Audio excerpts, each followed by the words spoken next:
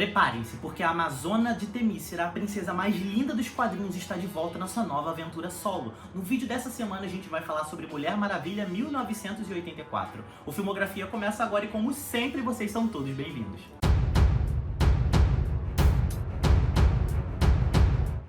Olá pessoal, eu sou o Lucas, trazendo um vídeo novo pra vocês. Lá em 2017, quando o filme solo da Mulher Maravilha foi lançado, ele trouxe um frescor, uma revitalizada pro universo DC, que havia acabado de sofrer um baque em Batman vs Superman: A Origem da Justiça. O filme foi muito bem avaliado pela crítica, teve uma bilheteria estrondosa, o que garantiu a ele uma sequência quase que imediata. Mas se você, assim como eu, é um amante do cinema, sabe que sequências têm muitos problemas se comparadas ao seu material original. Será que Mulher Maravilha 84 ficou isento disso? Na trama do filme, nós temos uma Diana mais inserida no mundo dos homens. Após os eventos do primeiro filme e da perda do Steve, ela precisa lidar com o seu luto ao mesmo tempo que ela precisa encontrar o seu lugar em nosso mundo. Quando uma pedra misteriosa cai nas mãos de um homem ambicioso chamado Maxwell Lord, ela dá a ele poderes mágicos de conceder desejos.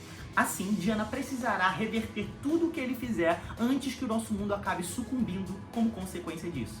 Só que no caminho para isso, uma adversária milenar da Mulher Maravilha, uma grande antagonista, se colocará em seu caminho para impedir. E nós estamos falando de Bárbara Minerva, a Mulher Leopardo. Primeiro eu quero começar falando daquilo que efetivamente deu certo no filme. A direção artística tá de parabéns. Cenários, penteados, vestuário, tudo é tão bem construído para nos fazer acreditar que aquele filme realmente se passa nos anos 80. A ambientação é incrível, a gente consegue se conectar muito rápido ao filme porque todos os elementos ao redor facilitam isso. Então a experiência de imersão de espectador com história tá garantida. E o que falar de Gal Gadot? O que falar dessa mulher? Ela é maravilhosa. Ela continua sendo cheia de carisma, de graça, de beleza. É impossível você ver ela aparecendo e não sorrir automaticamente. Eu não consigo enxergar uma outra atriz como Mulher Maravilha senão ela. Perfeita, perfeita, em todos os sentidos, ela continua sendo maravilhosa. Se você é um fã dos quadrinhos da DC e da Mulher Maravilha como eu sou, você vai ficar louco com duas referências de coisas que ela uma usa e outra aprende a fazer nesse filme. É simplesmente de deixar qualquer fã louco. Eu gritei no cinema. Enfim, não vou dar spoilers aqui. A direção corrigiu uma coisa que tinha em excesso no primeiro filme e que me irritou e que tinha um dedo à la Zack Snyder, que era o excesso de slow motion nas cenas de combate. Eles conseguiram acertar isso, as cenas de combate estão mais dinâmicas e muito menos tediosas. Porque você quer ver a ação, você não quer ver uma cena de luta que leva 20 minutos porque o pé da protagonista ainda tá indo em câmera lenta na cara de um soldado, na cara de um bandido. Pedro Pascal é um show como Maxwell Lord. Ele é um monstro, ele atuou muito. Eu posso dizer pra você que em algumas partes ele carrega o filme nas costas. Ele dá um tom de loucura e ambição pro vilão e ele segue uma crescente, ele vai se transformando, ele cresce à medida que o filme vai passando. Não é simplesmente um louco com sede de dominar o mundo, até porque isso é um script muito comum em filmes desse tipo. Ele não é só esse vilão, ainda que ele tenha essa motivação. Ele tem um objetivo justificável, e aqui a gente coloca muitas aspas, dentro da ambição dele. Kristen Wiig traz a essência da Mulher Leopardo de uma maneira muito eficiente. Ela convence. Ainda que a origem que esteja apresentada ali no filme seja um pouco diferente do que é conhecido da personagem. Ela consegue se transformar, assim como Maxwell Lord, ela vai mostrando diferentes tons da personagem à medida que o filme vai passando.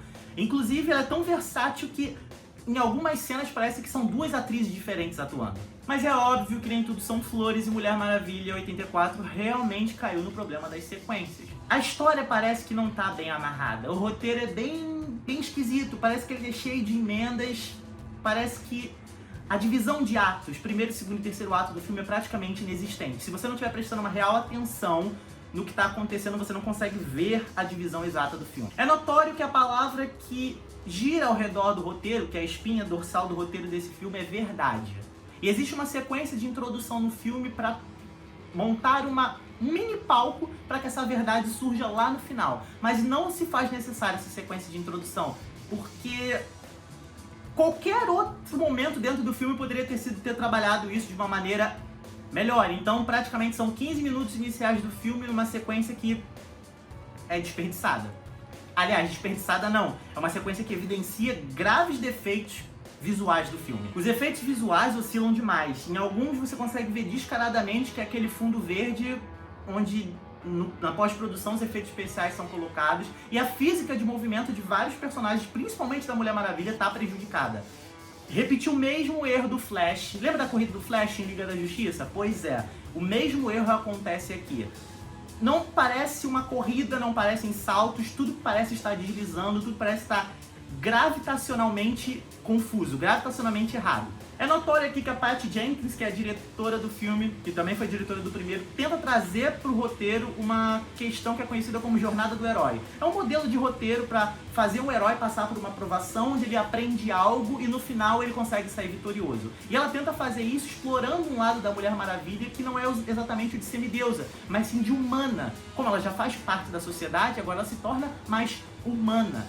E ela tenta mostrar isso através dos amores, da paixão dela pelo Steve, das vulnerabilidades, e aqui é literalmente. Mas as motivações que giram em torno disso são muito ocas. É um tanto quanto vazio. Falta crença, falta consistência, na verdade, para que a gente consiga acreditar naquilo que a Mulher Maravilha está passando, naquele dilema. Acho que o dilema principal que ela precisa viver não acaba convencendo. O momento da transformação da Mulher Leopardo também é muito curto, reduzido apenas ao terceiro ato. Acho que poderia ter sido um pouco mais cedo para aproveitar melhor a caracterização da personagem, que ficou incrível, e a armadura da Águia Dourada, que poderia ter sido guardada como um plot excelente para o final do filme e foi imensamente gasta em trailers, em posters, em cartazes. Foi totalmente subaproveitada pro potencial que ela tem de verdade. Existe uma cena pós-créditos que vale muito a pena você assistir e é uma referência incrível à história da Mulher Maravilha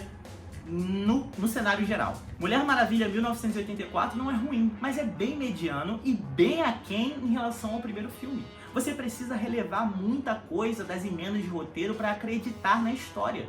E sinceramente não precisava, porque é a mesma equipe do primeiro filme. Não dá pra entender por que um abismo tão grande entre as produções. Perde-se muito tempo desenvolvendo certas coisas no filme que não vão contribuir de verdade pro resultado final dele. Pelo menos, Gal Gadot continua muito linda. Você concorda comigo? Se você concorda, deixa nos comentários. Se você não concorda também, deixa nos comentários. A sua opinião é muito importante pra mim. Se você ainda não é inscrito no canal, por favor, inscreva-se.